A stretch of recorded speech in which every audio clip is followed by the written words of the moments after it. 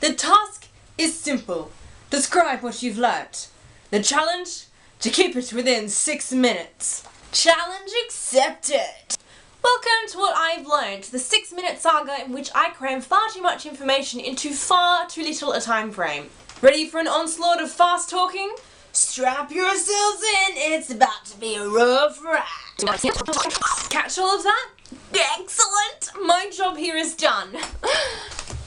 You didn't catch all of that, did you? For those of you who don't know me, I'm Briana. I am controlling, creative, and crying out for as much experience as I can possibly get.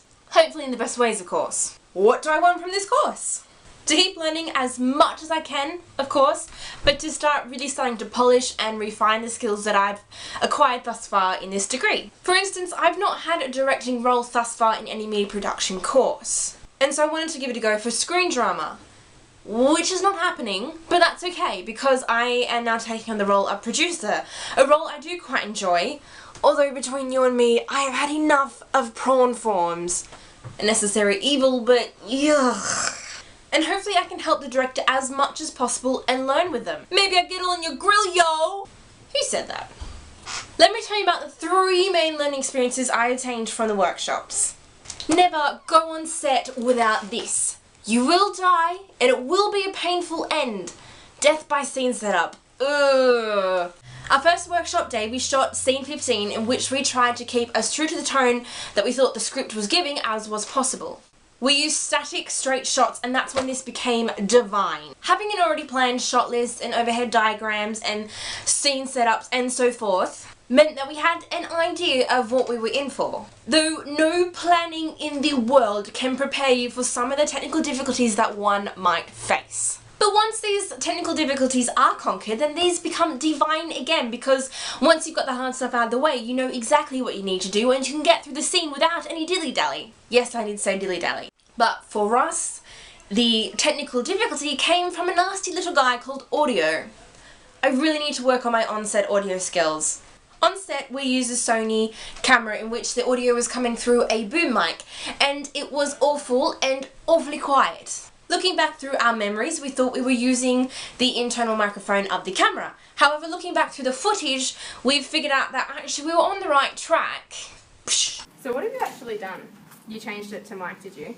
So what we did what was it on before? So what we did is we plugged that into channel 1. Okay. So because there's 2 channels, we had to make sure that the audio is recording properly, like that the sound levels, and that it's actually recording from the external mic. Okay. Otherwise, it'll just record from the internal mic, which is this one. So what did you flick it to get it to?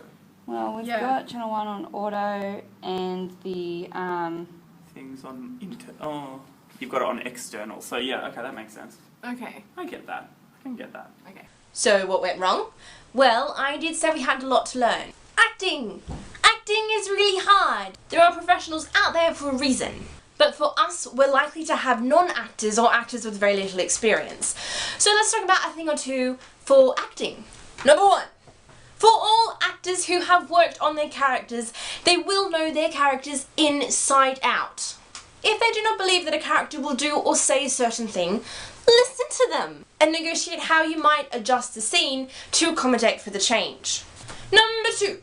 Choose shots appropriate for the scene and the character's movements. It might sound obvious, but some people don't do it. Do not do an extreme close-up when they're flailing the arms about. It's just such a waste. Number 3.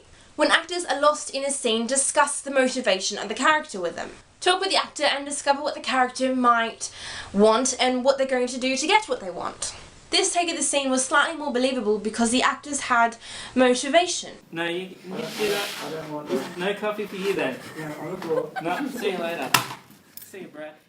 SteadiCam! Ever had that feeling in which you just found something you knew was your calling? Well, I'm not saying SteadiCam was that for me, but oh boy oh my, I was like a child at Christmas time. It was so exciting.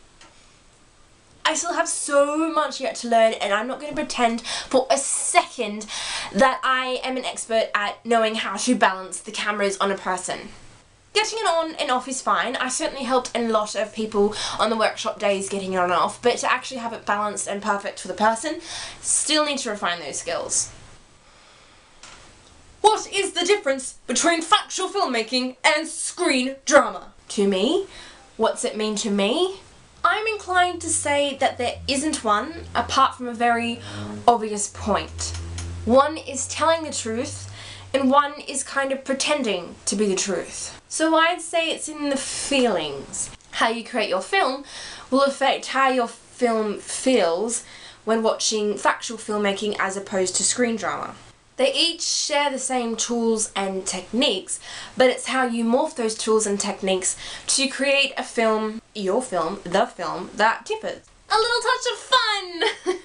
Packing away a scrim actually baffled a lot more students than I thought it would. So I've got the sorceress, the mighty sorceress Jamie, to explain its complex wizardry. Take it away. What the hell? So you, one hand like that, one hand underneath. Oh, that looks uncomfortable. You twist and they fold together.